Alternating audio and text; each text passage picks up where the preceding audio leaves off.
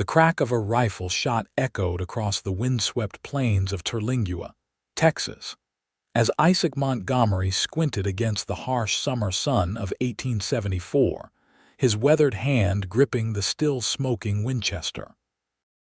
The wild stallion he'd been tracking for 3 days had finally been brought down, not killed, but hobbled enough to capture, and Isaac knew this one would fetch a price that might finally clear his father's debts. As he approached the magnificent black horse, its eyes wild with fear and pain, he had no idea that just over the next ridge, fate was preparing to challenge every conviction he'd built his life around. Emma Reynolds stood at her husband's fresh grave, the Texas dirt still damp beneath her worn boots. 26 years old and already a widow with 2 young children, she clutched her daughter's hand while her son stood stoically beside her, trying desperately to be the man of the family at just 7 years of age. The small gathering of townspeople had already dispersed, leaving Emma alone with her grief and the daunting reality of running the struggling cattle ranch her husband had left behind. "What are we going to do now, Mama?" young Sarah asked, her 5-year-old voice trembling with uncertainty. Emma knelt down, meeting her daughter's eyes. "We're going to do what Reynolds women have always done, darling. We're going to keep going." Though her voice was steady, her mind raced with all the impossibilities ahead: a cattle drive to complete, debts to pay, and winter approaching with merciless certainty. 3 days later, Isaac rode into Terlingua with the black stallion in tow, its injured leg carefully bandaged. The small border town hadn't changed much in the 5 years he'd been away: the same dusty Main Street, the same weathered wooden buildings baking under the Texas sun. Terlingua sat close enough to the Mexican border that trouble could ride in from either direction. But it was home, or at least the closest thing Isaac had to one since his father's passing.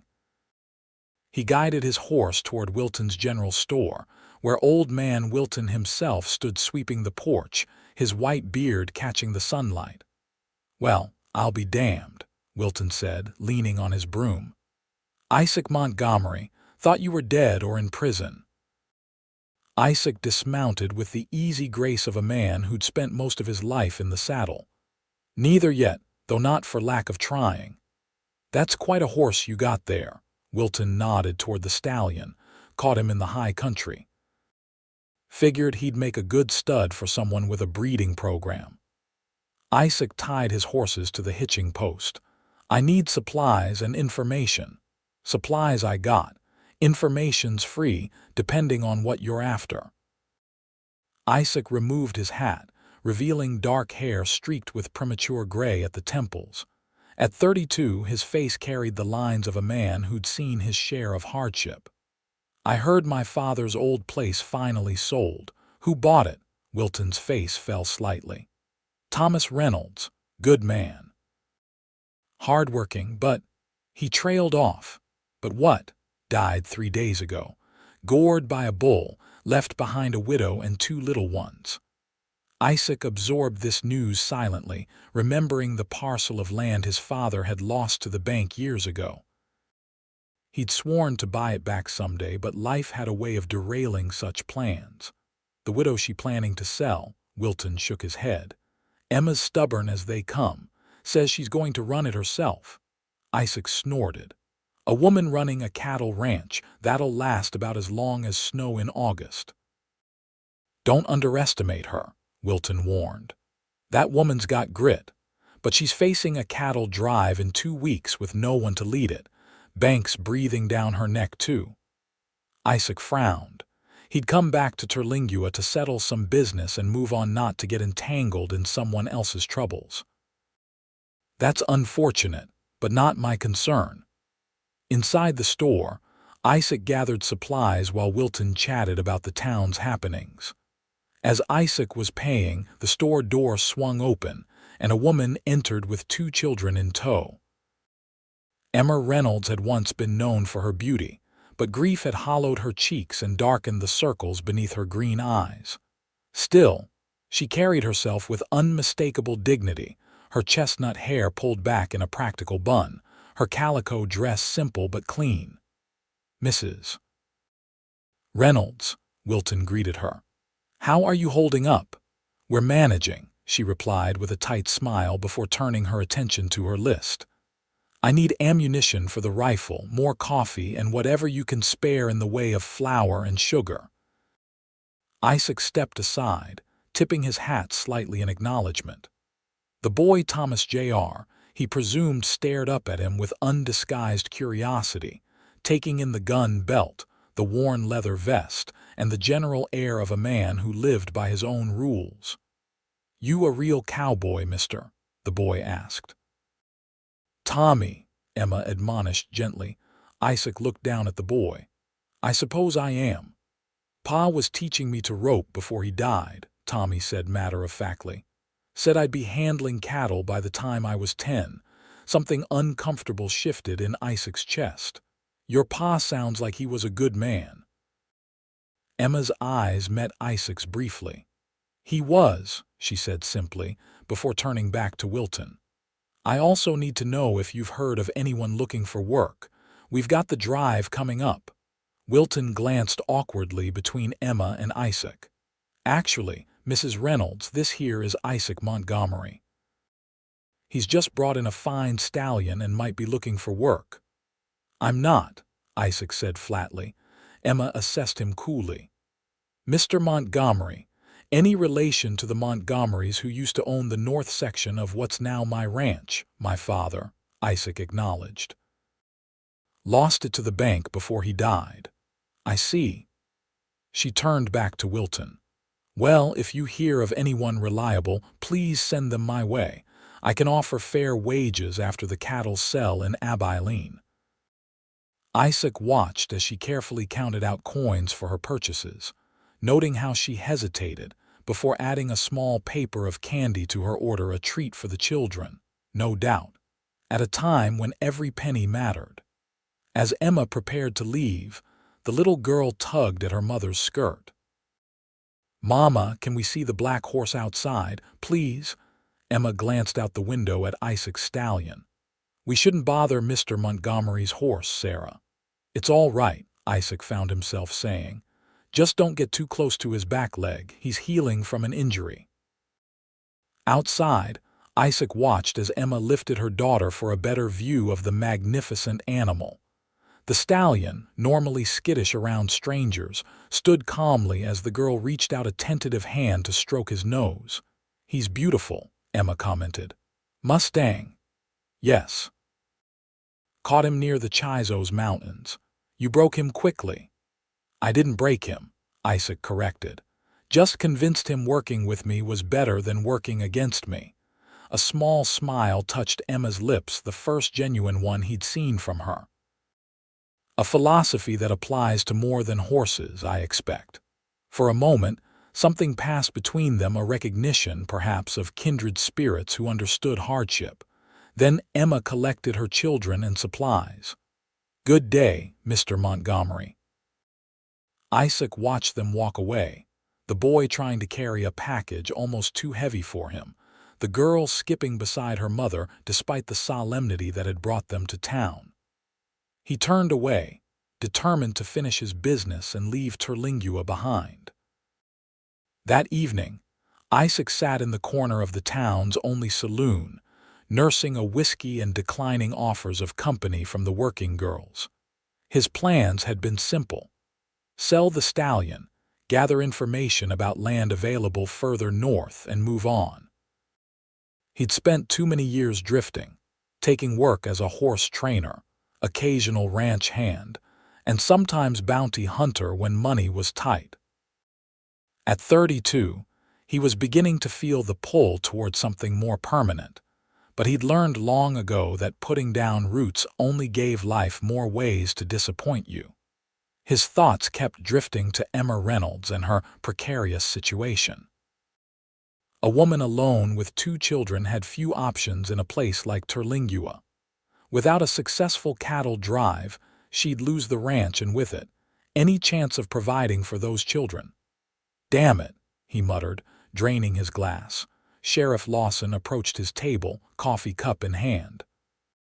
"Mind if I join you, Montgomery?" Isaac gestured to the empty chair. "Free country." "For some more than others," Lawson replied, settling his bulky frame into the chair. "Heard you were asking about your father's old place. Just curious enough to cause trouble." Isaac's eyes hardened. "Is there something specific you're trying to ask, Sheriff?" Lawson leaned forward. "Thomas Reynolds was well liked in these parts, left behind a widow who's got enough troubles without adding you to them." "I have no intention of bothering Mrs. Reynolds." "Good. Because that land was legally sold. Whatever grievance your father had with the bank." "My father was cheated," Isaac cut in, his voice low but intense. "That land had been in our family since before Texas was a state. The bank changed the terms of the loan after he signed the papers." "Maybe so," Lawson conceded, "but that's water long under the bridge. Reynolds bought it fair and square from the bank, and now it belongs to his widow." Isaac said nothing, staring into his empty glass. "Look," Lawson continued, his tone softening slightly, "I knew your father. He was a proud man, maybe too proud, but he wouldn't want you causing trouble for a widow and her children. I told you I have no intention of bothering them." Isaac stood, tossing coins on the table. "I'll be out of town in a few days." As Isaac left the saloon, the night air cooled his face. Stars crowded the vast Texas sky, reminding him of nights spent on the open range, free from the complications of towns and people and their expectations. That was the life he knew, solitary but uncomplicated. He was halfway to the livery stable where he'd rented a stall when he heard the commotion. Raised voices, then a woman's firm command. "Get your hands off my son." Isaac rounded the corner to see Emma Reynolds facing down 3 men outside the alley behind Wilton's store. She had positioned herself in front of Tommy, who held his sister protectively behind him. One of the men, Isaac recognized him as Ned Harlow. A local troublemaker was leaning in close to Emma. "All I'm saying, Mrs. Reynolds, is that with your husband gone, you might want to consider selling that ranch before it ruins you," Harlow was saying, his tone falsely sympathetic. "My employer is willing to offer a fair price. As I told Mr. Shelton directly, the ranch is not for sale," Emma replied, her voice steady despite the fear Isaac could see in her posture. "Now please step aside and let us pass." "Your husband owed Mr. Shelton money," another man said. "He might be willing to forgive that debt as part of the purchase." "Any legitimate debts will be paid after the cattle drive," Emma insisted. Harlow laughed. "A cattle drive? Led by who?" "You." He reached out to touch her face. "Pretty woman like you shouldn't be worrying about ranch business anyway." Before his hand made contact, Isaac stepped forward. "The lady asked you to step aside." All heads turned toward him. Harlow's hand moved toward his gun, but froze when he saw Isaac's hand already resting on his own weapon. "Montgomery," Harlow acknowledged, a nervous edge to his voice. Isaac's reputation as a fast draw was apparently still remembered in Terlingua. "Mrs. Reynolds said she's not selling," Isaac continued calmly. "I suggest you gentlemen take that answer back to Shelton." For a tense moment, Isaac thought Harlow might be stupid enough to push the issue. Then the man shrugged with forced casualness. "Just trying to help a widow in need. Come on, boys." The 3 men retreated, Harlow calling over his shoulder, "Think about it, Mrs. Reynolds. Shelton won't offer forever." When they were gone, Emma released a shaky breath. "Thank you, Mr. Montgomery, though I had the situation under control." Isaac raised an eyebrow. "Of course you did, just happened to be passing by." Tommy looked up at Isaac with unconcealed admiration. "Those men were scared of you, Tommy," Emma cautioned. Isaac knelt to the boy's level. "Men like that are just bullies. They back down when someone stands up to them." He stood, addressing Emma. Who's Shelton? Bradford Shelton. He owns the largest ranch east of here and wants to expand. He's been trying to buy our land since before Thomas died. She gathered her packages, which had been set down during the confrontation. We should get home. Your wagon far, behind the store. Isaac nodded. I'll walk with you. As they loaded the supplies into Emma's wagon, Isaac found himself studying her in the moonlight. Despite the weariness that seemed to hang on her shoulders, there was a quiet determination in her movements, a resilience that spoke of a woman accustomed to fighting her own battles. Those men were right about one thing, Isaac said as Emma checked the harness on her team. You can't lead a cattle drive alone. I'm aware of that, Mr. Montgomery, she replied without looking at him. I'm still hoping to hire experienced hands. Most of the good cowboys are already contracted for other drives this time of year. Emma turned to face him, frustration evident in her expression. What would you have me do? Sell to Shelton for a fraction of what the ranch is worth? What kind of future would that give my children? Isaac hesitated, knowing he should walk away, get on with his own plans. What's your herd like? 200 head, give or take. Good stock. The drive to Abilene isn't particularly difficult this time of year if the weather holds. And you need the money from this drive to keep the ranch. Emma nodded, her pride giving way to practicality. The bank loan comes due at the end of the month. Without the cattle money, we lose everything. Isaac sighed, already regretting what he was about to say. I might know a few men who'd be willing to sign on for a short drive, for the right price.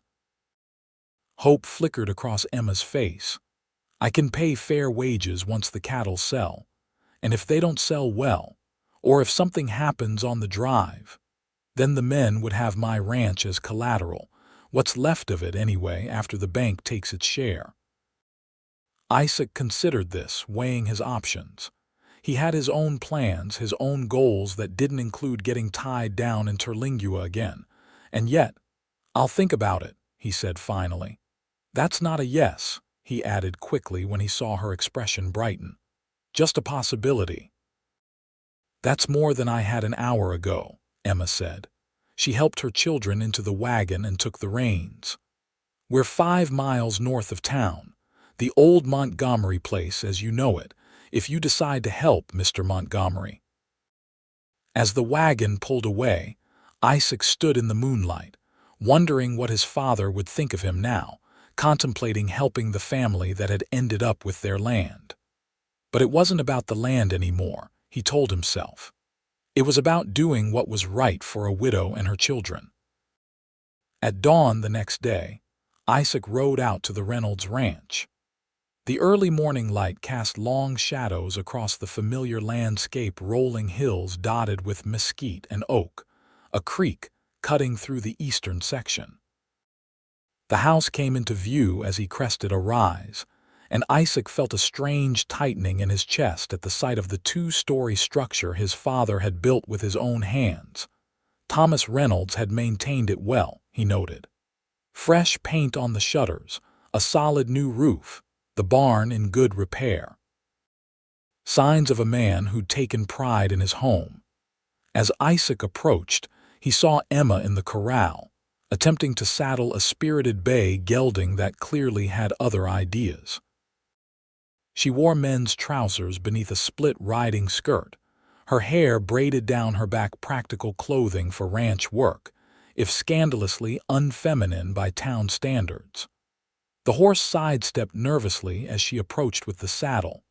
Isaac dismounted and leaned against the corral fence, watching.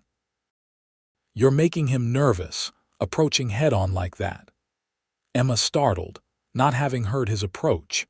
The gelding took advantage of her distraction to dart to the other side of the corral. Mr. Montgomery, she acknowledged, blowing a loose strand of hair from her face. Have you come to a decision? I've come to see what I'd be getting myself into. He entered the corral, moving slowly toward the gelding with an angled approach, never making direct eye contact with the animal. This one's got spirit. Too much of it, Emma admitted. "He was Thomas's horse. I need to work with him today, check on the herd." Isaac reached the gelding and ran a gentle hand down its neck, murmuring softly. The horse's ears flicked forward, responding to his calm energy. "See, he just needs to know you're not a threat." Isaac took the saddle from Emma and placed it carefully on the gelding's back. Horses are like people, they can sense fear and uncertainty. "Are you saying I'm afraid, Mr. Montgomery?" "I'm saying you've got a lot on your mind, and this horse knows it." He cinched the saddle with practiced ease. "And I think you can call me Isaac, considering I'm standing on what used to be my family's property." A flash of something guilt perhaps crossed Emma's face. "My husband didn't know about the circumstances when he bought this land. He only learned later from Mr. Wilton." "It wasn't his fault," Isaac acknowledged. "Or yours." He handed her the reins. "The horse is ready when you are." Emma took the reins, studying him. "Why did you really come here today?" "I told you to see what I'd be getting into." "And have you decided?" Isaac looked around at the ranch. "Good land, good water, the kind of place a man could build a life if he were so inclined. I have conditions." "Name them." "I bring in my own men, 4 of them, cowboys I trust. We get the standard $20 per head delivered, paid after the cattle sell in Abilene." Emma calculated quickly.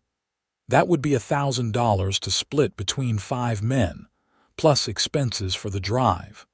"That's steep," Emma admitted, "but fair if you deliver all the cattle safely." "One more condition," Isaac added.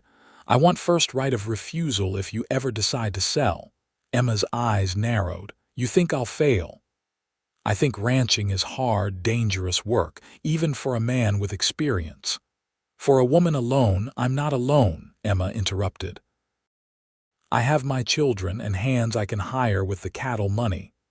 "For how long?" "1 season. 2, Shelton won't stop trying to get this land." "So instead of selling to him, I should promise to sell to you." Emma shook her head. "This ranch is my children's future, Mr. Montgomery. I have no intention of selling to anyone." Isaac admired her determination, even as he questioned her realism. "Fine. No sale condition, but I'll need complete authority on the drive. No questioning my decisions, even if you don't agree with them." Emma hesitated, clearly uncomfortable with relinquishing control. "Very well," she finally agreed. "When can you start?" "I'll ride into town today, send telegrams to my men. They should be here within a week. In the meantime, I'll help you get the herd ready." He gestured toward the gelding. "Starting with seeing how you handle Thomas's horse."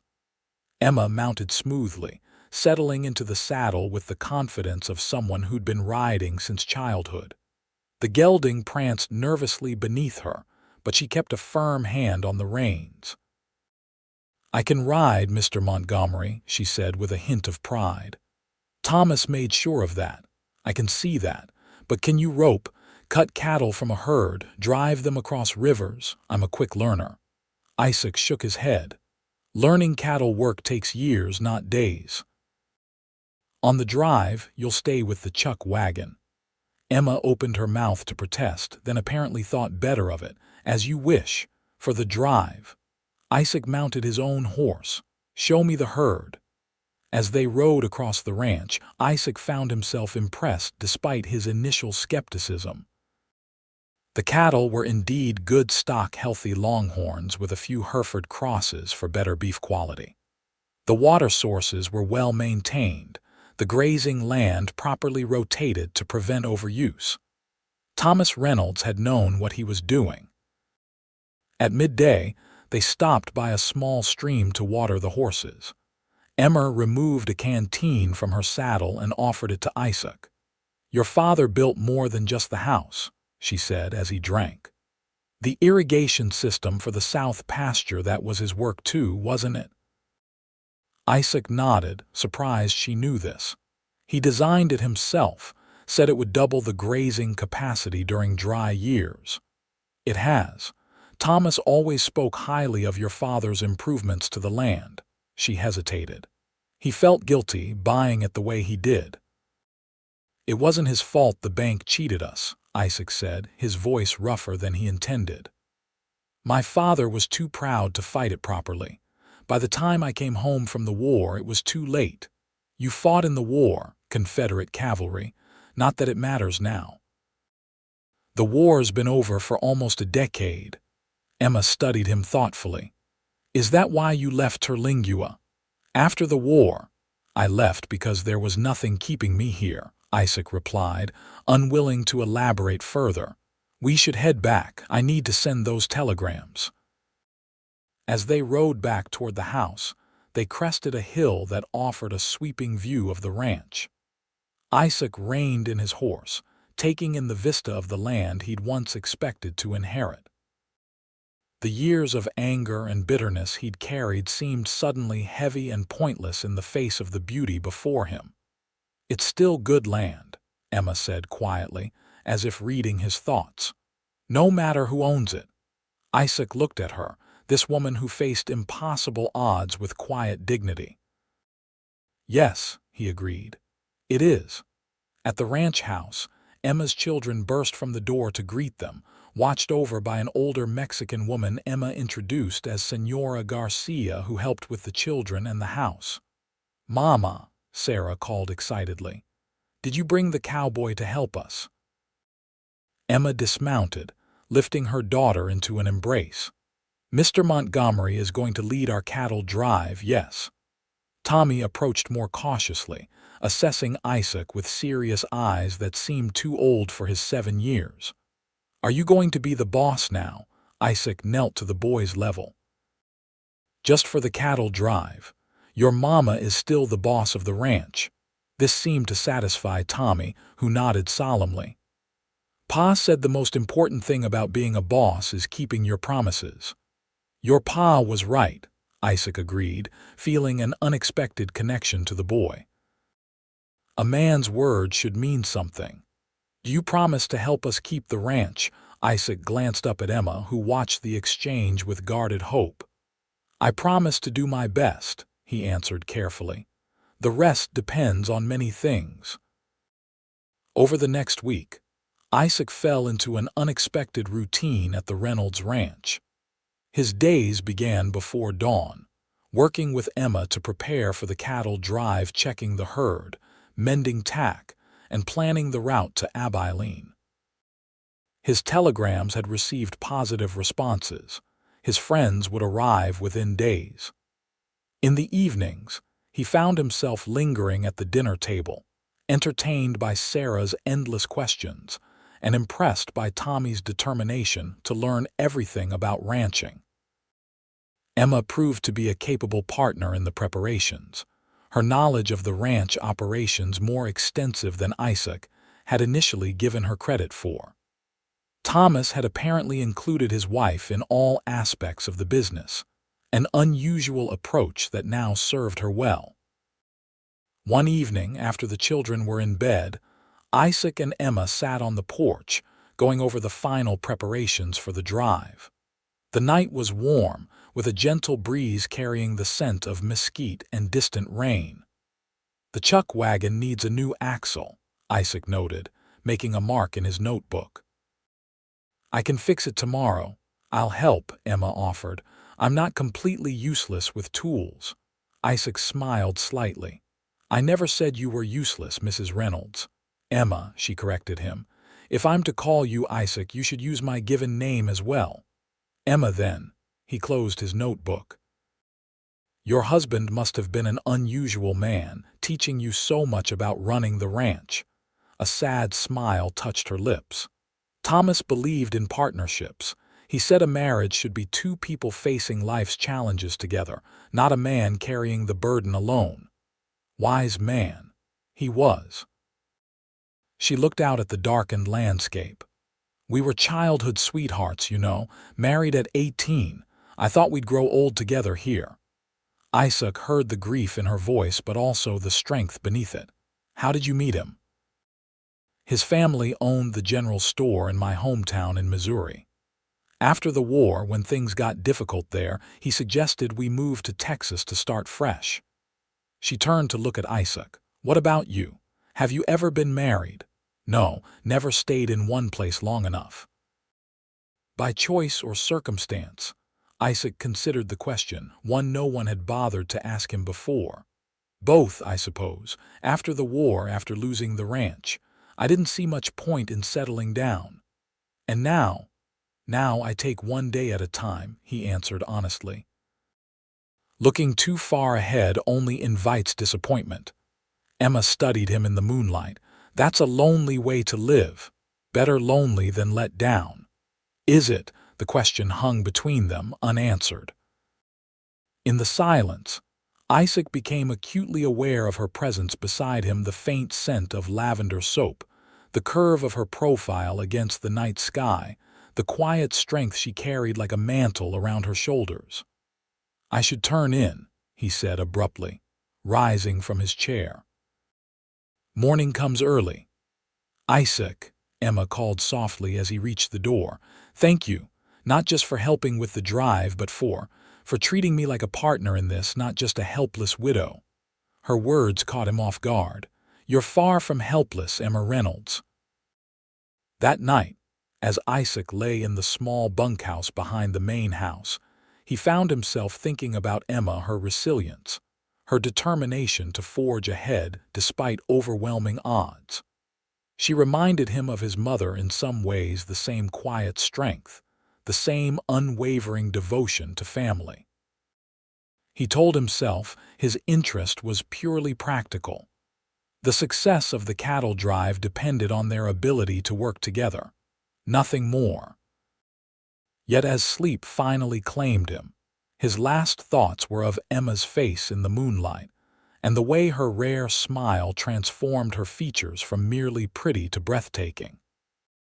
The next morning brought Isaac's men riding in from various points across Texas. Jake Hollister, a taciturn man who'd ridden with Isaac during the war, the Rawlins brothers, Marcus and Daniel, expert horsemen from East Texas, and Caleb Jenkins, a young man Isaac had once saved from a hanging after a misunderstanding in a saloon card game. All were experienced drovers and, more importantly, men Isaac trusted with his life. Emma welcomed them graciously, showing them to the bunkhouse and offering a hearty meal after their long journey. As they sat around the large kitchen table, Isaac outlined the plan for the drive. We leave in 3 days, he explained, spreading out a map. The route takes us northeast through relatively friendly territory, though we'll need to watch for rustlers near the Red River crossing. If all goes well, we should reach Abilene in about 3 weeks. What about Indians? Marcus Rawlins asked. Most are on reservations now, Isaac replied, but we'll post double guards at night just in case. And the lady, Jake nodded toward Emma. She coming along? I am, Emma confirmed before Isaac could answer. I'll manage the chuck wagon with Senora Garcia. No offense, madam, Jake said carefully, but a cattle drive's no place for a woman. Emma's chin lifted slightly. This woman owns the cattle you'll be driving, Mr. Hollister, and I've never been one to send others to do what I won't do myself. Isaac suppressed a smile at Jake's surprised expression. Mrs. Reynolds understands the risks and the conditions, he said, and as she pointed out, they're her cattle. The men exchanged glances but raised no further objections. After the meal, they dispersed to inspect the herd and prepare equipment. Isaac found Emma in the barn, mending a tear in one of the canvas wagon covers. Your men don't approve of my coming, she observed without looking up from her stitching. They're not used to women on cattle drives, Isaac acknowledged, but they'll adjust. And you, do you approve? Isaac leaned against the barn door.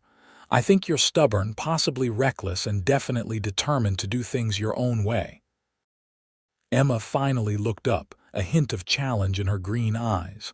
That wasn't an answer. It's the only one I have, Isaac replied, unable to suppress a small smile. Besides, I suspect you'd find a way to follow us even if I forbade it. You suspect correctly." She returned to her stitching. "The children will stay with Senora Garcia's family in town until we return. They'll be safe there." Isaac nodded, relieved she wasn't planning to bring the children on the grueling journey. "Have you told them yet?" A shadow crossed Emma's face. "Tonight, Tommy won't be happy. He thinks he's old enough to join the drive. He has his father's spirit, too much of it sometimes." She set aside her mending. "Isaac, I need to ask you something important. Go ahead." "If something happens to me on this drive, nothing's going to happen," Isaac interrupted, uncomfortable with the direction of the conversation. "Please," Emma insisted. "If something happens, I need to know my children will be looked after until my sister can come from Missouri. Would you ensure they're cared for, just until Elena arrives?" The request took Isaac aback. It implied a level of trust he hadn't expected and a responsibility he wasn't sure he was prepared to accept. "Why me? You barely know me." "I know enough," Emma said simply. "You're a man of your word." "That's rare." Isaac found himself unable to refuse in the face of her direct gaze. "All right, but it won't come to that. Thank you." She picked up her mending again. "Now, about that wagon axle." The next 3 days passed in a whirlwind of preparations. Isaac worked from sunrise to well past sunset, checking and double-checking every detail of the upcoming drive. Emma matched his pace, her determination to succeed evident in everything she did. The children, especially Tommy, followed Isaac whenever possible, peppering him with questions about cattle, cowboys, and life on the trail. On the evening before departure, the ranch buzzed with nervous energy. The chuck wagon was loaded, the remuda of spare horses ready. The herd gathered in the north pasture for an early morning start. After a final hearty meal, Emma excused herself to put the children to bed in town, promising to return before dawn. Isaac sat on the porch with his men, smoking a rare cigar as they discussed the drive ahead. "I still say it's bad luck, bringing a woman on a cattle drive," Jake muttered, whittling a piece of wood with his pocket knife. "She's not just any woman," Caleb pointed out. "She's got more backbone than most men I know." "She's still a distraction," Jake insisted. Isaac tapped ash from his cigar. "Mrs. Reynolds will be too busy with the chuck wagon to distract anyone, and I expect all of you to treat her with the respect her position deserves." The men nodded, accepting his authority on the matter even if they didn't agree. As darkness settled over the ranch, Isaac found himself thinking about the journey ahead, not just the physical challenges of the drive, but the complications of spending 3 weeks in close proximity to Emma Reynolds, a woman who was beginning to occupy far too many of his thoughts. When Emma returned, the men had retired to the bunkhouse. She found Isaac still on the porch, nursing a cup of coffee. "The children are settled with Senora Garcia's family," she reported, sinking wearily into a chair beside him. Sarah was excited about the adventure, but Tommy. She trailed off. "Didn't want to be left behind," Isaac guessed. "He thinks he should be riding with the men. He's so determined to be the man of the family now." Her voice caught slightly. "He's only 7. He should be playing with toy horses, not trying to fill his father's boots." Isaac offered her his coffee cup. She took it gratefully, her fingers brushing his in the exchange. "Boys grow up fast out here," he said, "but you're right to protect his childhood while you can." Emma sipped the coffee, her expression pensive. "Were you like Tommy? Eager to be a man before your time?" "I was," Isaac admitted. "My father put me on a horse before I could walk, had me working cattle by the time I was 10. I thought I was so grown up."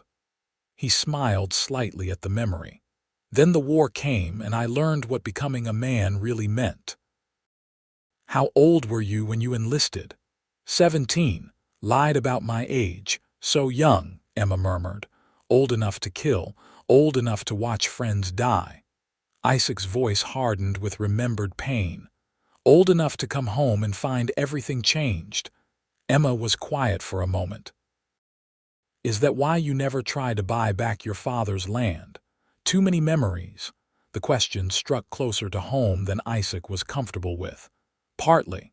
Mostly I just never stayed in one place long enough to save the money. He stood, taking the cup back from her. We should both get some rest. Tomorrow will be a long day. As Emma rose to go inside, she paused beside him. Isaac, I want you to know how much I appreciate what you're doing.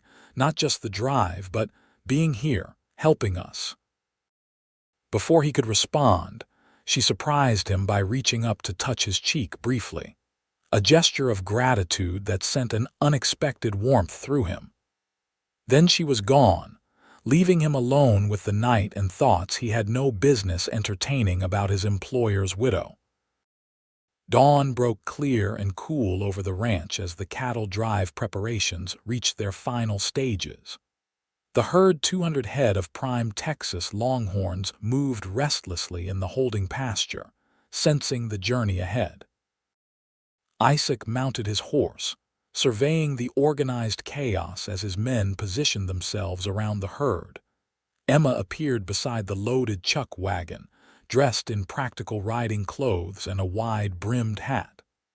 Senora Garcia sat on the wagon seat, reins in her weathered hands. Both women looked determined and ready for the challenges ahead. All set?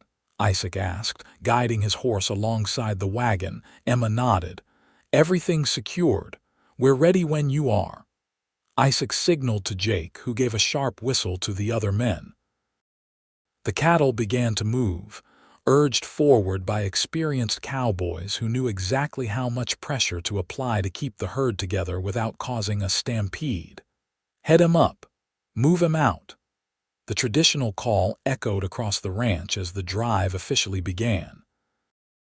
Emma watched her cattle stream through the open gate, her expression a mixture of anxiety and determination. 3 weeks to Abilene, she murmured. It sounds so simple when you say it like that. One day at a time, Isaac reminded her. That's the only way to make a drive like this. As the ranch house disappeared behind them, Isaac couldn't help but feel a strange sense of beginning, rather than departure. For the first time in years, he had a purpose that went beyond mere survival or the next job. The success of this drive meant everything to Emma and her children: their home, their future, their security. And somehow, without his conscious decision, their welfare had become important to him. The first week of the drive proceeded without major incident. The weather held fair, the cattle moved at a steady pace, and the men fell into the familiar rhythm of life on the trail. Each day followed the same pattern. Up before dawn, cattle moving by first light, making 8 to 12 miles before setting up night camp. The routine was grueling but predictable. Emma proved her worth immediately, managing the chuck wagon with efficiency that impressed even Jake, the most skeptical of Isaac's men. She rose before anyone else to help Senora Garcia prepare breakfast, spent the day driving the wagon over rough terrain, and still found energy to assist with dinner preparations and mending clothes in the evening.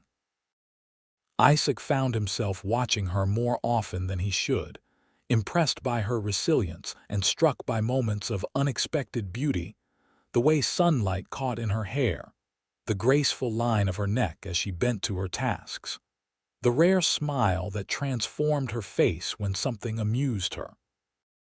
On the 7th night, as they made camp along a small tributary of the Brazos River, a spring storm blew in unexpectedly. Rain pelted the camp, turning the ground to mud and making the cattle restless. Isaac ordered extra men to night guard, concerned about the possibility of a stampede if lightning spooked the herd. In the midst of the downpour, Isaac noticed the chuck wagon's canvas cover flapping dangerously. threatening to tear away and expose their food supplies to the rain. He rode over to find Emma already there, attempting to secure the heavy canvas against the wind. "Get inside," he shouted over the storm, dismounting to help her. "You'll catch your death out here. The supplies will be ruined," she called back, struggling with the canvas. Together, they managed to secure the cover, their hands slipping on wet rope, bodies pressed close by necessity as they fought against the wind. When the last tie was fastened, they stood for a moment in the rain, faces inches apart, both breathing hard from the effort. Lightning flashed, illuminating Emma's face, wet strands of hair clinging to her cheeks, raindrops like tears on her skin. Something shifted in Isaac's chest, an unfamiliar ache that had nothing to do with physical exertion. "You should get dry," he said, his voice rougher than intended. Emma nodded but didn't move. "You too." Another flash of lightning, another crash of thunder. The moment stretched between them, charged with something neither was ready to acknowledge. Then a shout from the cattle guards broke the spell. The herd was getting nervous. Isaac stepped back, the professional drover once more. "Go get warm," he ordered. "I need to check the herd." He rode away without looking back, telling himself the pounding in his chest was just concern about the cattle, not the memory of Emma's rain-washed face so close to his own. The storm passed by morning but left a swollen creek in their path. Isaac scouted ahead and found a crossing about a mile downstream where the water ran shallower over a gravel bed. "It'll be tricky," he told Emma as they surveyed the crossing. "The current's still strong. We'll need to string a guide rope for the wagon." Emma studied the churning water with concern. "Will the cattle cross safely? They'll follow the lead steers. It's the wagon I'm worried about." He glanced at her. "You and Senora Garcia should ride with the men while we take the wagon across." Emma shook her head. "It's my wagon, my supplies. I'll drive it." "Emma, this isn't negotiable, Isaac," she interrupted firmly. "I won't ask others to take risks I'm not willing to take myself." Isaac recognized the stubborn set of her jaw and knew further argument would be pointless. "Fine. But you follow my instructions exactly. No heroics." The crossing began smoothly enough. The lead steers entered the water cautiously, then found their footing and moved steadily toward the opposite bank. The rest of the herd followed in a long, winding line of horns and hides. Jake and the Rollins brothers kept the cattle moving while Caleb helped Isaac secure guide ropes for the wagon crossing. When the last of the cattle reached the far bank, Isaac signaled for Emma to bring the wagon forward. She sat tall on the driver's seat, reins firmly in hand, with Senora Garcia beside her. The wagon rolled slowly into the water, following the path marked by the guide ropes. Halfway across, disaster struck. A section of the creek bank, weakened by the storm, collapsed under the weight of the left wheels. The wagon tilted dramatically, threatening to overturn completely. Emma fought the reins, trying to keep the team moving forward, but the wagon was stuck, sinking deeper as the current pushed against it. Isaac spurred his horse into the water without hesitation. "Jump clear," he shouted as he approached. "Both of you now." Senora Garcia slid from the tilting wagon into the water, where Caleb was waiting to help her to shore. But Emma stayed put, still fighting to control the panicking horses. "Emma," Isaac's voice carried over the rushing water. "Let go, now." Finally releasing the reins, Emma prepared to jump, but the wagon chose that moment to shift again. She lost her balance and fell awkwardly into the churning water. The current immediately caught her, sweeping her downstream away from the crossing. Isaac kicked his horse forward, paralleling her path along the bank until he was ahead of her. Then he plunged into the creek, positioning himself to intercept her as she was swept toward him. As she neared, he leaned dangerously from his saddle, arm outstretched. "Grab my hand," he called. Emma struggled against the current, reaching for him with desperate hands. Their fingers touched, slipped, then connected firmly. With a powerful heave, Isaac pulled her from the water and onto his horse, her body pressed against his as they made their way to shore. On the bank, Emma coughed up creek water, trembling with cold and shock. Isaac dismounted and lifted her down, supporting her weight as her legs threatened to buckle beneath her. "What were you thinking?" he demanded, his fear manifesting as anger. "I told you to jump clear immediately." "The team," she gasped between coughs. "I couldn't let them drown. Horses can be replaced. You can't." His hands gripped her shoulders, almost shaking her in his frustration. "Do you have any idea what would have happened to your children if you'd drowned today?" What would have happened to? He stopped himself abruptly. Emma looked up at him, water dripping from her hair, her eyes wide with an emotion Isaac couldn't quite define. "To what, Isaac?" He released her shoulders and stepped back, regaining his composure. "To the drive. To everything you've worked for." Before she could respond, Jake approached with a blanket. "Wagon's stuck good," he reported as he wrapped the blanket around Emma's shoulders. "But we can salvage most of the supplies." "Get a fire started," Isaac ordered. "Mrs. Reynolds needs to get warm and dry before she catches pneumonia." He turned back to Emma, his voice professional once more. "We'll make camp here tonight.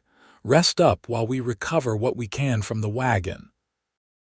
As he walked away to supervise the recovery efforts, Isaac was acutely aware of Emma's gaze following him.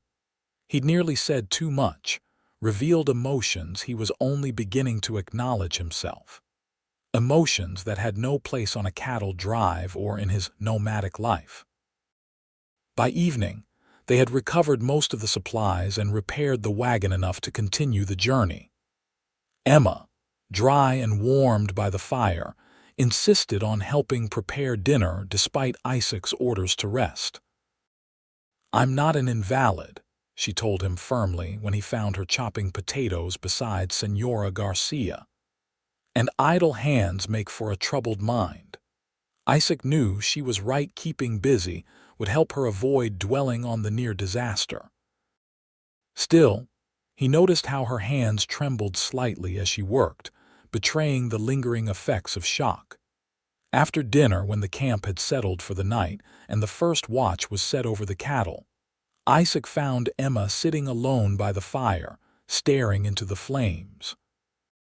He hesitated, then sat beside her, offering a cup of coffee laced with a splash of whiskey.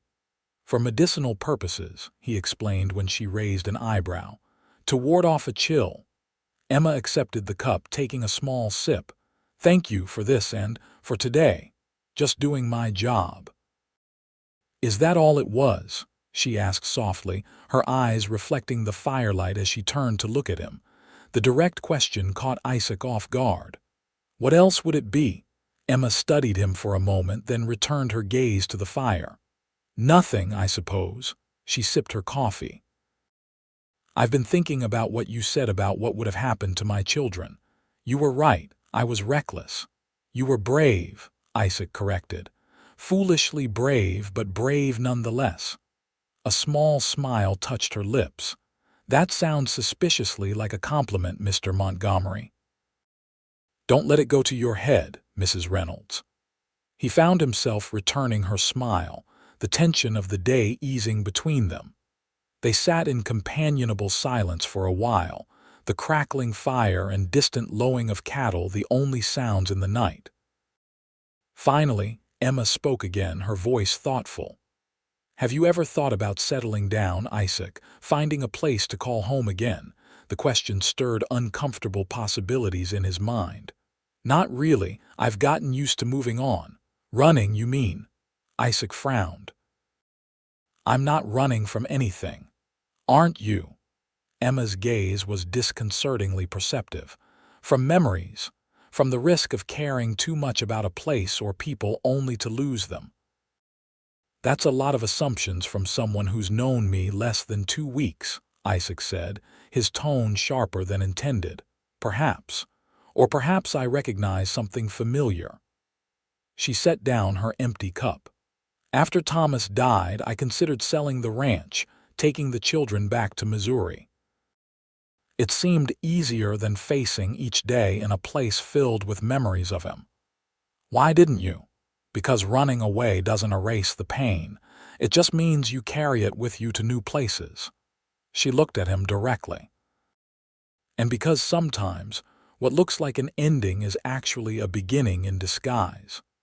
Isaac had no response to that, unsettled by how accurately she had read him. They fell silent again, but the quiet between them now felt charged with unspoken possibilities. "We should get some rest," he finally said, rising to his feet. "Still a long way to Abilene." Emma nodded, accepting his hand to help her up. "Good night, Isaac." "Good night, Emma." As she walked toward her small tent, Isaac remained by the fire, troubled by the direction of his thoughts. Emma Reynolds was his employer, a recent widow with 2 young children and a ranch hanging in the balance. The last thing she needed was a drifter with a complicated past developing feelings for her. And the last thing he needed was to care about a woman who represented everything he'd spent years avoiding: roots, responsibility, the risk of heartache. Yet as he finally sought his own bedroll, Isaac couldn't deny that something had shifted between them at the creek crossing, something that couldn't be easily dismissed or forgotten. The drive continued northward, each day bringing them closer to Abilene and the railroad that would carry Emma's cattle to eastern markets.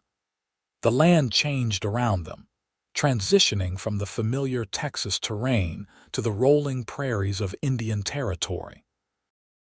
Isaac kept the herd moving at a steady pace, making up time lost during the creek crossing delay. Emma had recovered fully from her near drowning, resuming her duties with the chuck wagon, and even taking on additional responsibilities. Isaac noticed how his men had changed toward her, their initial skepticism replaced by genuine respect.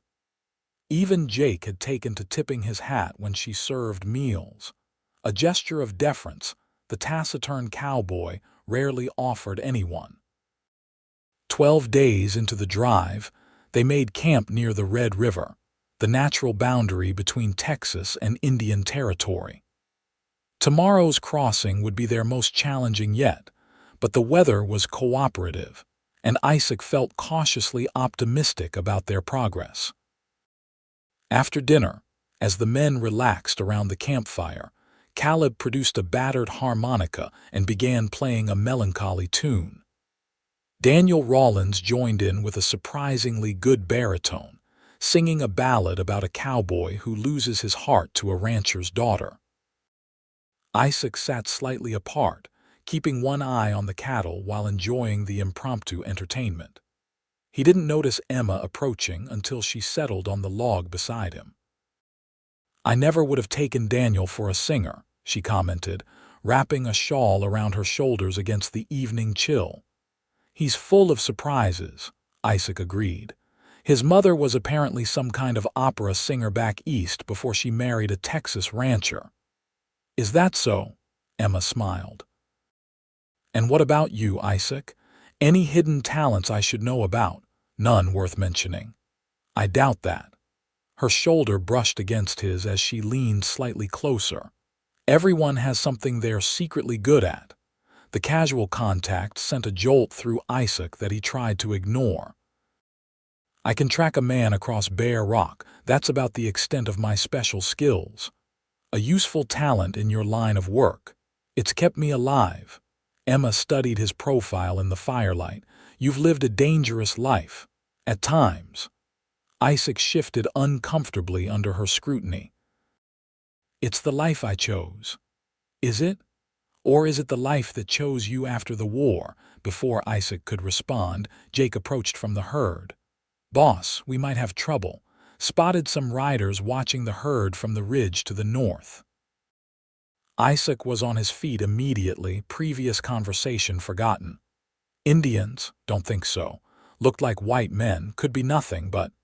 But we're not taking chances, Isaac finished. Double the night watch.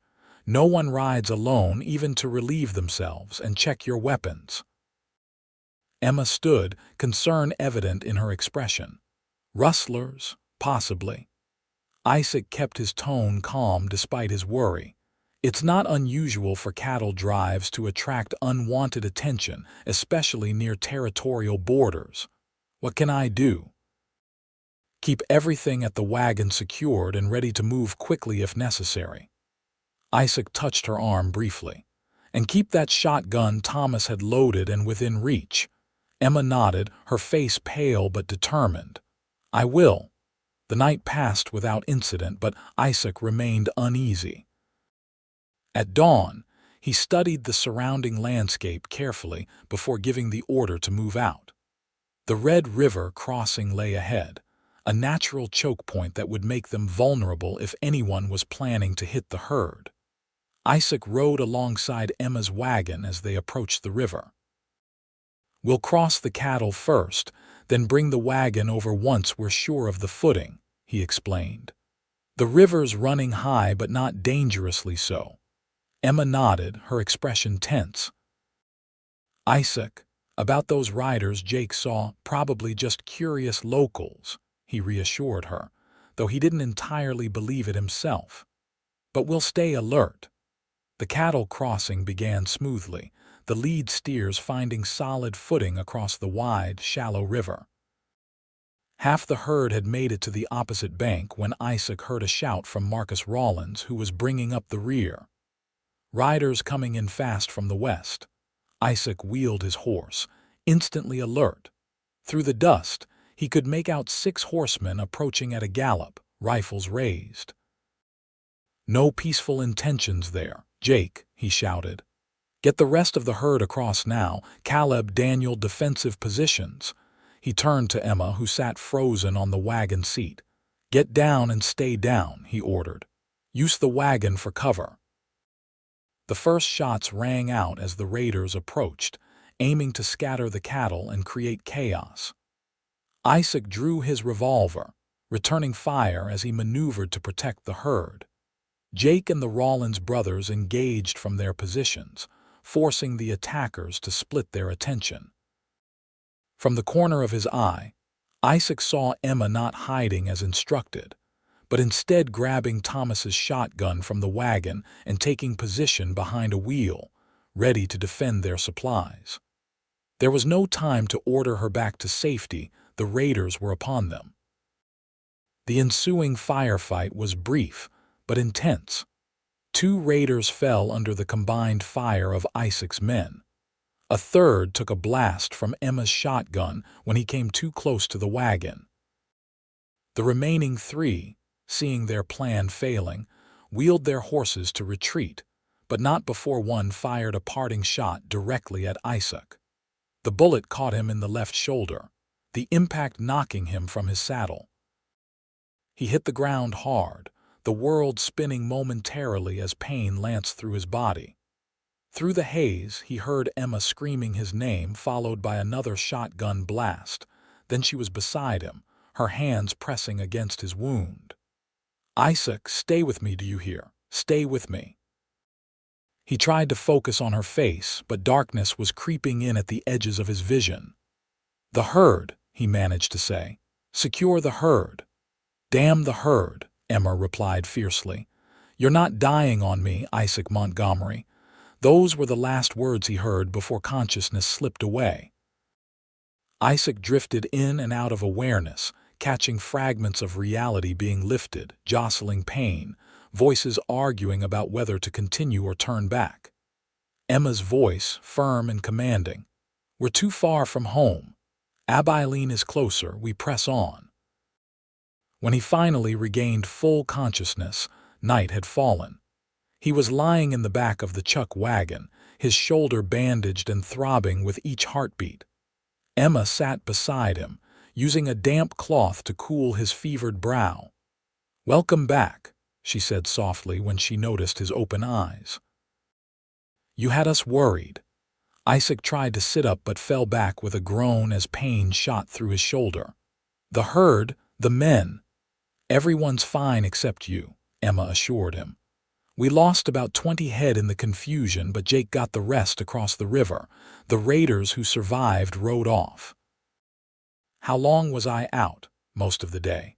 The bullet went clean through your shoulder, which is a blessing." Senora Garcia cleaned and bandaged the wound. Isaac nodded, grimacing at the movement. "We need to keep moving, can't afford to lose time." "We haven't stopped," Emma informed him. "Jake's leading the drive. We're still headed for Abilene just as you planned." Relief washed through Isaac, followed by reluctant admiration. Emma had kept things together in his absence, made the hard decisions when they needed to be made. "Thank you," he said simply. Emma's hand found his, squeezing gently. "Just returning the favor from the creek crossing." For a moment they remained like that, hands clasped in the lantern-lit wagon. Then Senora Garcia appeared with a steaming cup of broth, and the moment passed. Over the next few days, Isaac's condition improved enough for him to ride for short periods, though the wound still limited his movements. Jake continued to lead the drive capably, while Emma divided her time between her regular duties and tending to Isaac's injury. During those quiet moments of care, something deepened between them, unspoken but undeniable. Isaac found himself looking forward to the evenings when Emma would change his bandages, her gentle touch and quiet conversation becoming the highlight of each difficult day. One evening, as they made camp in Indian Territory less than a week from Abilene, Emma brought fresh bandages to where Isaac sat by a small fire apart from the main camp. "How's it feeling today?" she asked as she carefully removed the old dressing. "Better. Still stiff, but the pain's manageable." Emma nodded, examining the wound with a critical eye. "The infection's gone, thank goodness. You were lucky." "Skilled nursing made the difference," Isaac said, watching her face as she worked. In the firelight, with her brow furrowed in concentration, she looked both vulnerable and strong, a combination he found increasingly difficult to resist.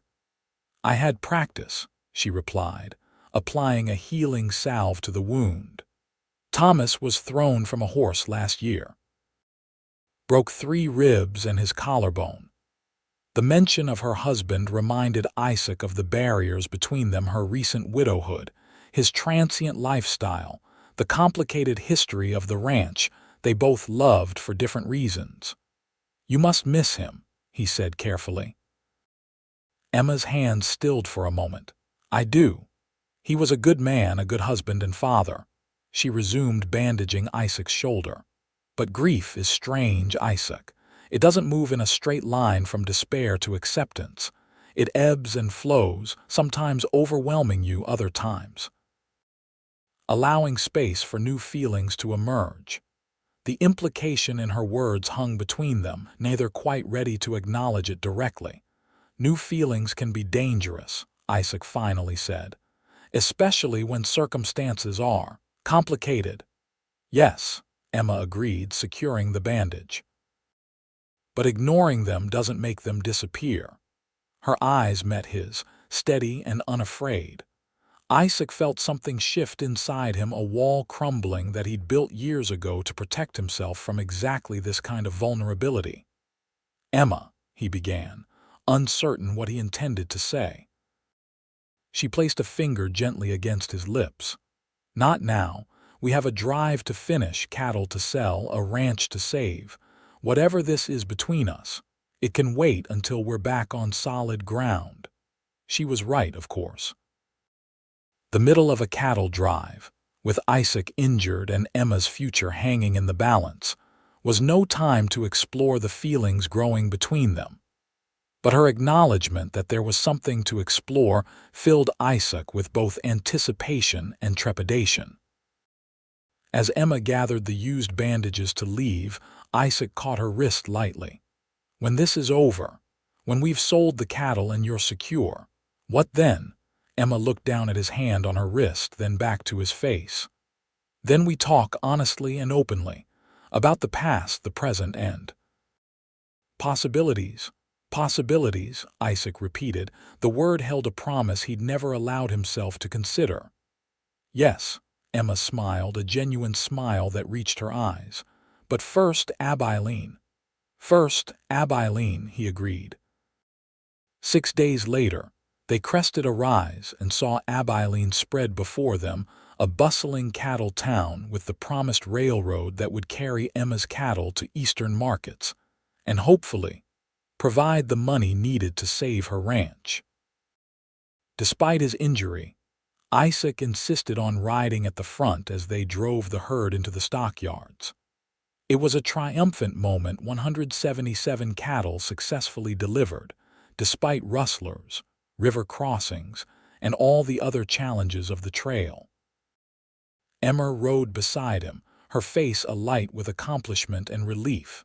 The cattle buyer, a representative of a Chicago meatpacking company, inspected the herd with an appraising eye. "Fine-looking steers," he acknowledged. "Well-muscled, good weight." The price negotiation was tense, with Emma proving herself a formidable businesswoman. She knew the value of her cattle and refused to accept less, even when the buyer tried to leverage her obvious need for a quick sale. In the end, she secured a price that exceeded Isaac's expectations. "You drive a hard bargain, Mrs. Reynolds," the buyer said as they shook hands on the deal. "Your husband trained you well." Emma's smile was polite but firm. "I trained myself, Mr. Harrison. The cattle will be ready for loading tomorrow morning." As they left the stockyards, payment secured and paperwork signed, Isaac couldn't help but admire the woman beside him. "You were impressive in there." "I did what was necessary," Emma replied, but her proud smile betrayed her satisfaction. "We did it, Isaac. We actually did it." The relief and joy in her voice was contagious. Without thinking, Isaac took her hand as they walked through the busy streets of Abilene. It was a simple gesture, yet profoundly meaningful, the first public acknowledgement of the connection growing between them. Emma's fingers tightened around his, neither pulling away nor drawing attention to this new development.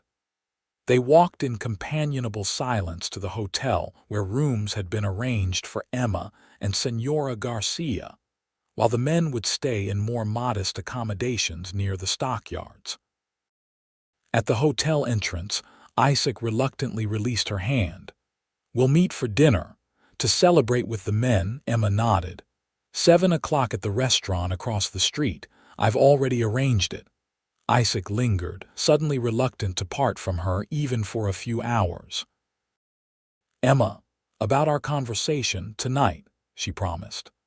"After dinner, we'll find time to talk."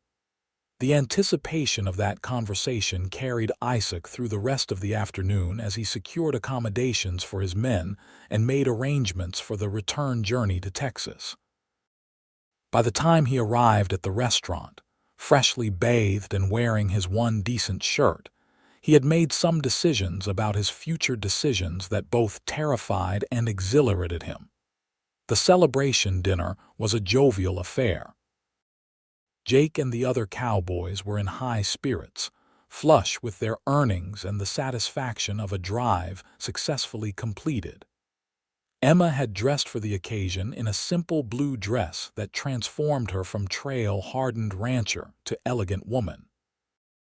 The sight of her, relaxed and smiling as she conversed with the men who had become her friends and protectors, stirred something profound in Isaac's heart. After dinner, as the men departed for a well-deserved night of celebration in Abilene saloons, Isaac and Emma walked slowly back toward her hotel. The evening was pleasantly cool, stars emerging in the darkening sky above the bustling cattle town. "I've been thinking," Emma said as they strolled, "about what happens next." "And what have you decided?" Isaac asked, his heart quickening despite his attempt at a casual tone. "The immediate plan is clear return to Terlingua, pay off the bank, secure the ranch for my children." She glanced at him. "But beyond that, I've been considering your concerns about my ability to run the ranch alone." "I was wrong about that," Isaac admitted. "You've proven you're more than capable." "Capable, yes, but it doesn't mean it's the wisest course." Emma stopped walking, turning to face him directly. "The ranch needs a man who knows cattle and horses, who can handle the hard physical labor, who can teach Tommy what his father would have taught him." Isaac's breath caught in his throat. "Are you offering me a job, Mrs. Reynolds?" "No, Mr. Montgomery." Her voice was soft but steady. "I'm offering you a partnership." "What kind of partnership?" he asked, though he knew hoped what she meant. The kind that Thomas believed in. Two people facing life's challenges together. Emma's gaze was direct, unflinching. "I know it's sudden. I know there are complications, my recent widowhood, your wandering ways, the history of the land itself. But I also know what I feel when I'm with you, and I think, I hope, you feel it too." Isaac took her hands in his, marveling at their strength and grace. "I do. God help me, I do." He struggled to find the right words. "But Emma, you deserve time to be sure. Grief can play tricks with the heart." "I've had time to think during this drive, perhaps too much time," she replied. "I'm not proposing we marry tomorrow. Just that you consider staying, becoming part of our lives, seeing if what's between us might grow into something lasting."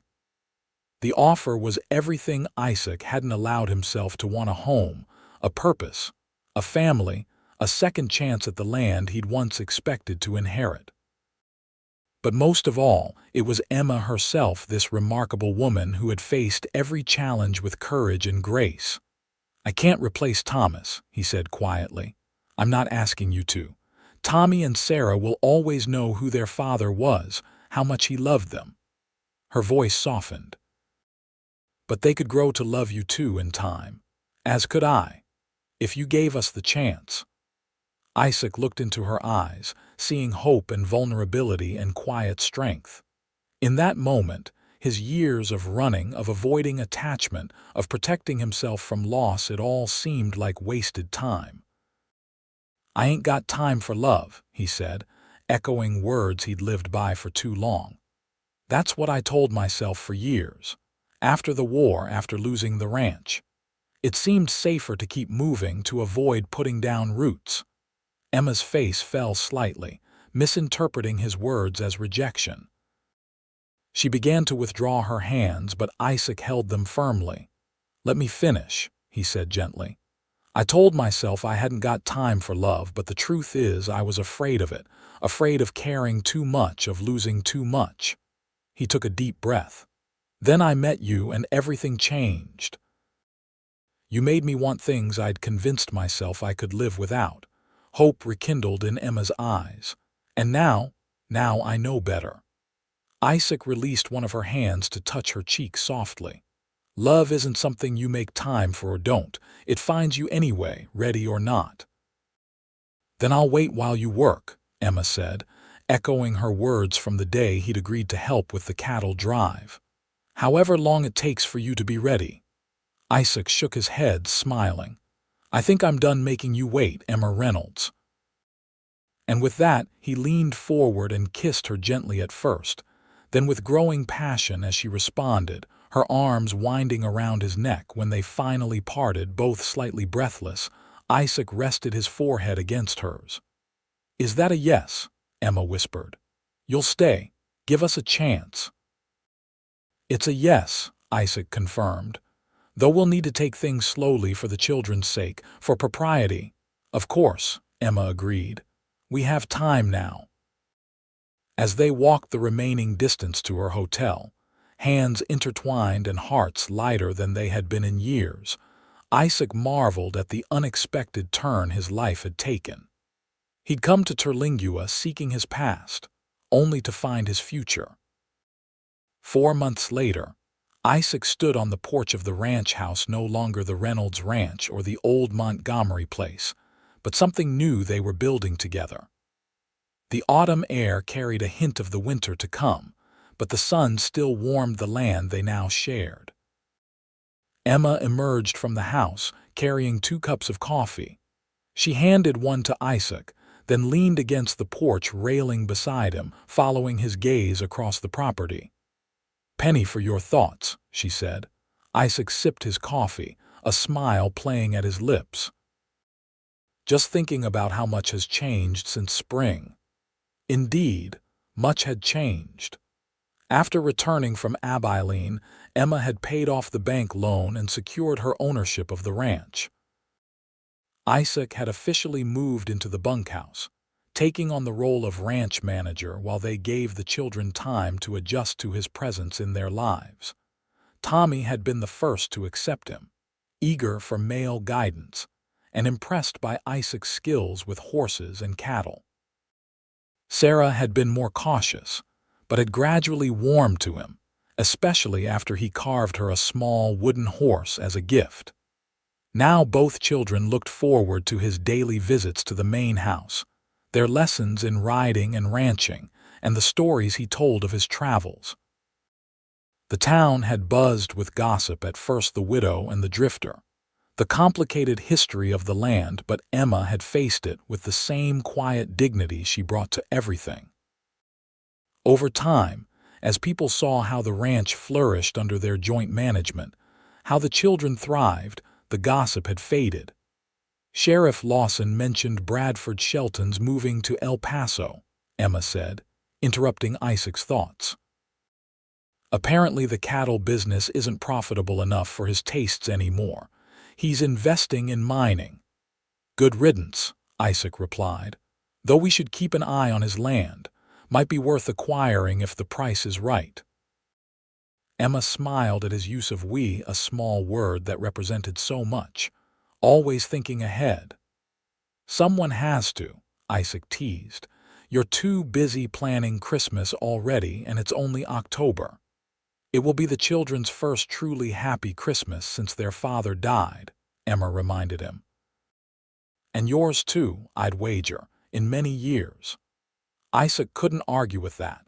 The approaching holiday season filled him with anticipation rather than the loneliness he'd grown accustomed to during his years of drifting. "Speaking of planning ahead," he said, setting down his coffee cup, "there's something I've been meaning to discuss with you." Emma turned to face him, curiosity in her expression. "That sounds serious." "It is." Isaac reached into his pocket and withdrew a small box. "I've been carrying this around for a week, waiting for the right moment." Emma's eyes widened as she recognized the jeweler's box from their last trip into town. "Isaac."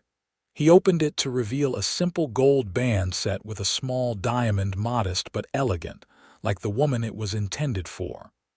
"I know we agreed to take things slowly, and we have. 4 months of courting properly, of building a foundation for whatever comes next. But Emma, I've never been more certain of anything than I am of my love for you." Tears filled Emma's eyes as Isaac took her hand. "I love your strength, your determination, the way you care for your children and this land. I love the way you challenge me, how you refuse to let me hide behind my fears." His voice grew husky with emotion. "I want to build a life with you, Emma, not as your ranch manager, but as your husband. As a father to Tommy and Sarah, if they'll have me." "They already love you," Emma whispered, tears spilling onto her cheeks.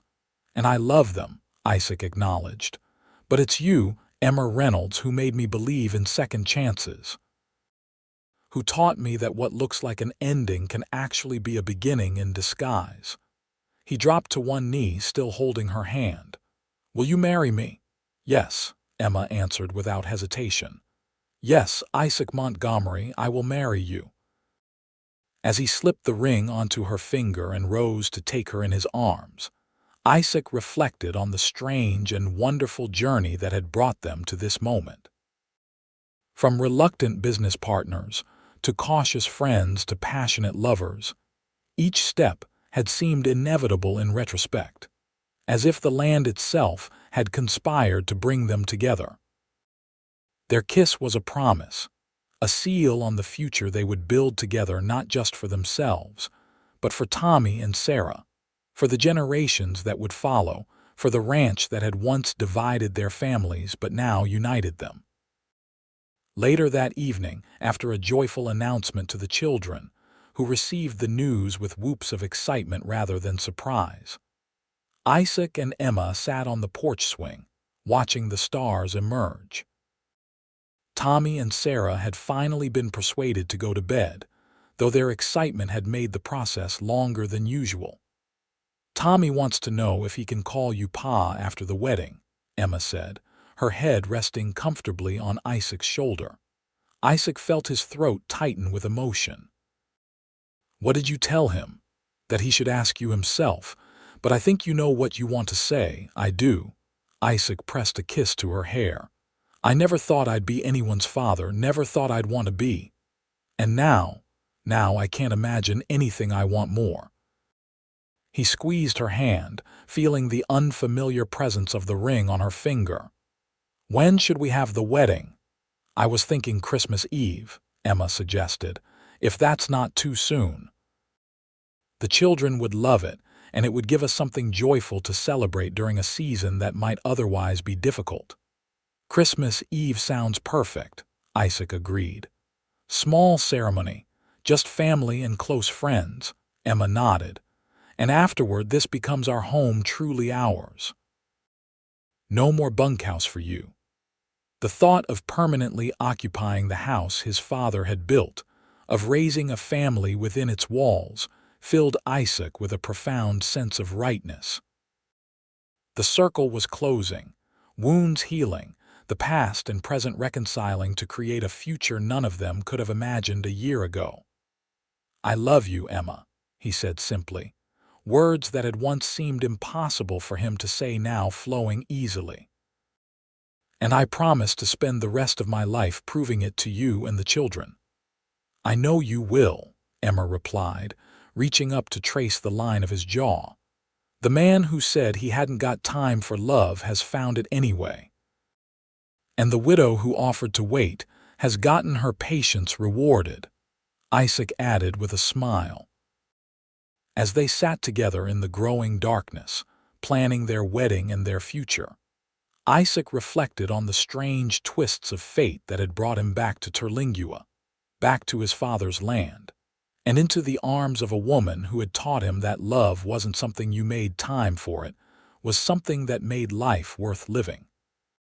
Christmas Eve arrived with unusual weather for Terlingua, a light dusting of snow that transformed the landscape into something magical and rare. Inside the ranch house, festive greenery and ribbon decorated the rooms, and a small pine tree from the high country stood in the corner, adorned with handmade ornaments the children had created. Isaac stood before the fireplace in his best suit, waiting nervously as friends and neighbors filled the parlor. Reverend Tompkins from the town church prepared to officiate, while Jake Hollister, who had signed on as permanent foreman after the cattle drive, stood beside Isaac as his best man. "Never thought I'd see the day," Jake muttered good-naturedly. "Isaac Montgomery settling down." "That makes two of us," Isaac replied, adjusting his collar for the 10th time. The soft strains of a violin began Mrs. Wilton's contribution to the ceremony, and the assembled guests rose to their feet. Tommy appeared first, proudly carrying a small pillow with the wedding rings. He beamed at Isaac, chest puffed out with the importance of his role. Sarah followed, scattering flower petals from a small basket, her dark curls framing a face alight with excitement. She gave Isaac a tiny wave as she took her position. Then Emma appeared in the doorway, and Isaac forgot to breathe. She wore a simple gown of ivory satin, elegant in its restraint, with lace at the collar and cuffs. Her chestnut hair was arranged in soft curls, adorned with tiny white flowers. She carried a small bouquet of winter greens and dried flowers, but Isaac barely noticed these details. It was her radiant smile, the love shining in her eyes as she looked at him, that captured his entire attention. Senora Garcia, who had become like family, escorted Emma in Thomas's absence.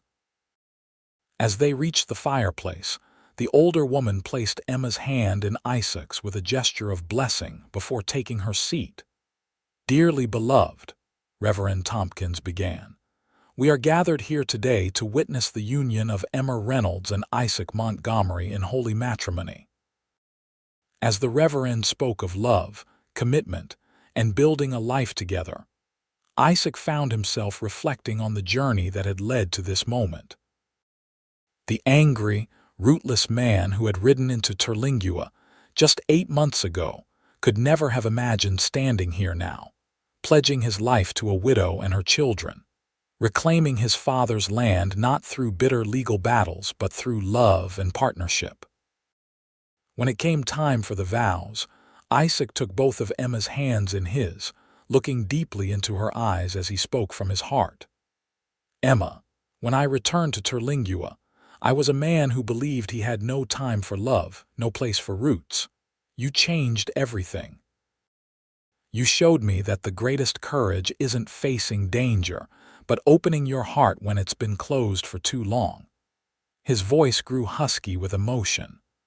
"I promise to love you and your children, our children, for all the days of my life. To protect and provide for our family, to respect your strength and independence even as I offer my own.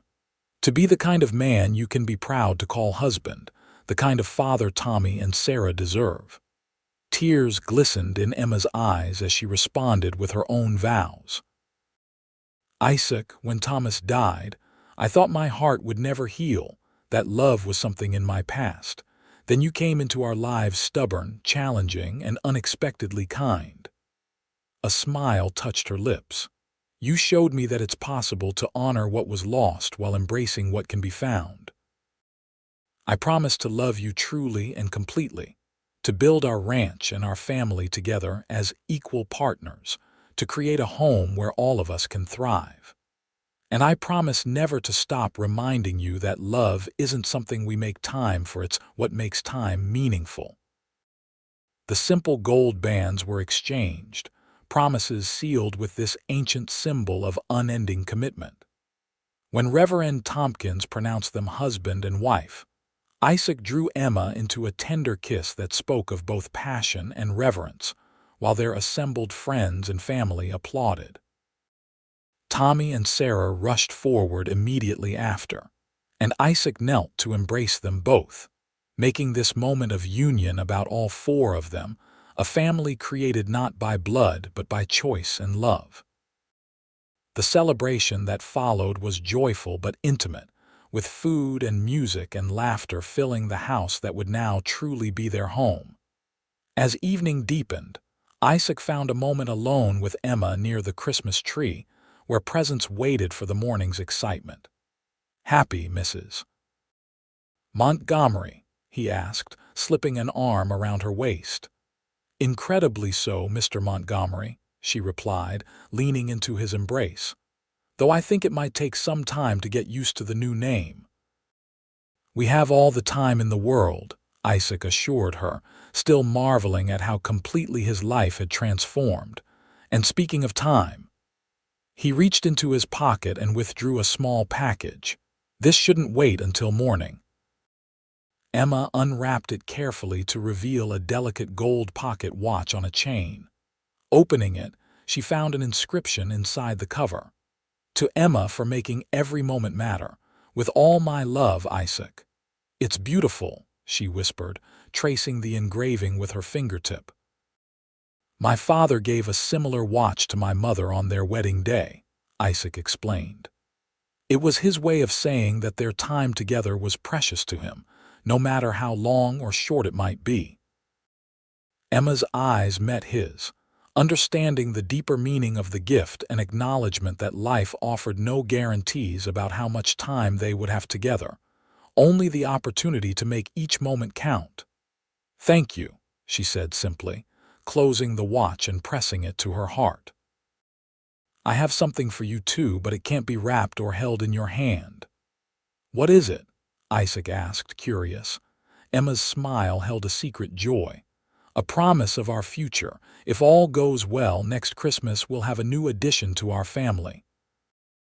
"I suspected last week, but the doctor confirmed it yesterday. I wanted to be sure before I told you." For a moment, Isaac stood frozen, processing her words. Then a slow, wondering smile spread across his face. "A baby, our baby," Emma nodded, her eyes shining. "Our child, who will grow up with a sister, a brother, and parents who found each other against all odds." Isaac gathered her gently in his arms, overwhelmed by emotions too profound for words. Another child to love, another precious life to protect and nurture. The family they were building together, Tommy, Sarah. And now this new life represented everything he had once believed was beyond his reach. "I love you, Emma Montgomery," he whispered against her hair, "more than I ever thought possible." As they stood together in the glow of the Christmas tree, surrounded by the warmth of their home and the promise of their future, Isaac reflected on the strange and wonderful path that had led him here. The embittered drifter who had declared he hadn't got time for love had found not only love, but a family, a purpose, a place to belong. And the determined widow who had answered that she would wait while he worked had gotten her patience rewarded beyond measure, not just with a partner to help save her ranch, but with a man who would cherish her and her children for all the days of their lives. Outside, the rare Texas snow continued to fall softly, covering the land that had once divided their families but now united them. Inside, the warm light of home glowed in the darkness, a beacon of what was possible when courage, forgiveness, and love opened the door to new beginnings.